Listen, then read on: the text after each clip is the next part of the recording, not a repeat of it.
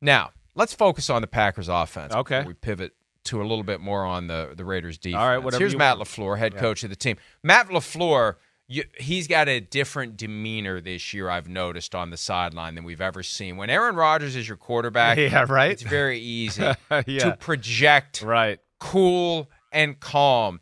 He seems exasperated all the time. He's walking around. His second half interview, it's definitely a different demeanor. I'm with you. Just the look on his face. Yeah.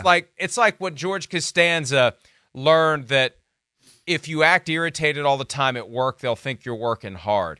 He seems like he's irritated all the time.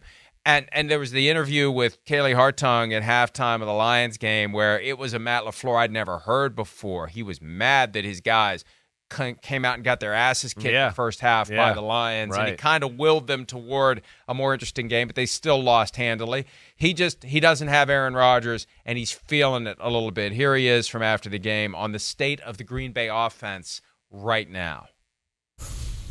Obviously searching for a little bit of answers right now. I think this week will give us an opportunity to kind of go back and, I thought we did that over the mini buy, but we got to find something to get us going, to jumpstart us.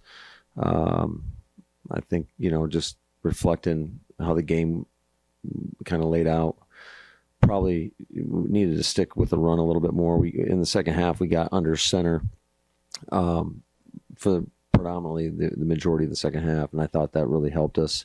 Some more downhill runs. I thought AJ was running really hard. I thought our line was doing a pretty good job of coming off the ball, and that kind of got us going a little bit. But we got to look at everything. It is strange. They had their mini bye plus a day after playing on Thursday. They get all the way till Monday, and now they have their actual bye. It is very weird. It was funny. He said, we get a chance. We get a chance to go back and look at some things, but we kind of did that. He's having a conversation with himself. Hey, we get an extended opportunity to figure out what was wrong, but you know what? Shit, we kind of spent the last 15 days figuring out what was wrong, and it didn't work. The A.J. Dillon angle. It was refreshing to me to see him running harder as the game went on. Not just because I'd picked the Packers and you picked the Raiders, but it reminds us of the value of a workhorse running back. Yeah, what happens later in the game. Right. Because it hurts wear you out to try to tackle this guy. Right. And he wears you down, and he starts banging, and he starts pounding. Now, the Raiders reacted well later in the game. They didn't disintegrate the way that we've seen workhorse tailbacks tear up an offensive or a defensive line, But I thought that was great when they discovered that. It's like, hey, this can open up the rest of the offense if this guy's just going to jackhammer his way through the defense. But that's one of the benefits of having a guy who gets better as the game goes on, in part because the defense is sick of trying to tackle this guy who is running right into their faces every single play. Oh, he's a specimen. He's a load. And the Raiders, it was, respectable what they did. I mean, 20 carries, 76 yards, right? They did hang in there. I think it helps, too, to the point of you're not worried about a Jordan Love passing game tearing you up. So the Raiders could favor crowding the line of scrimmage and doing all of that.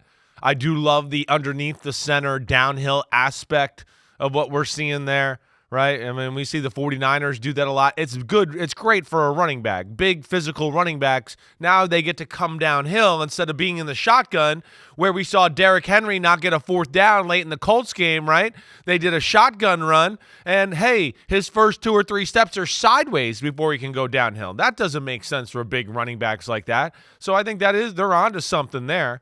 But, yeah, their offense is still in Strugglesville. Like, for real. One, it's a quarterback that's still learning his way here, and it's shaky. They're young as hell on the offensive side of the ball. I mean, Christian Watson just got back. We know how explosive he is, but they got to get him the ball more. Three touches is just not enough for the most explosive football player on your football team.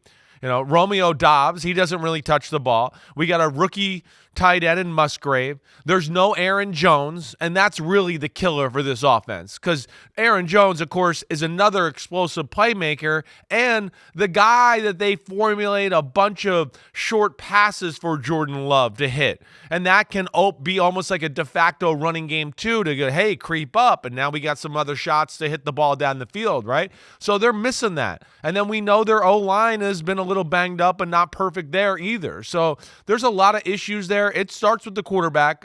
Jordan Love, it's definitely shaky here, but there's some other things there too that are not helping out the progress of Jordan Love that they are going to have to figure out. And I don't know, not playing that long, there's a part of me that's like, damn, they need to play more. They're young, but maybe the break will be good to where they can figure out some new things, get healthy, and figure out a new formula. And when they come back, it's 12 straight weeks of football with no break, so you're not going to have the luxury of trying to go back to the lab after a loss and figure it out. You got to figure it out on the fly. They're at the Broncos Week 7, then they host the Vikings and the Rams back-to-back weeks when they come out of the bye. Hi, it's Mike Florio. Thanks for watching PFT on YouTube. Hit subscribe for the latest news and analysis from Pro Football Talk.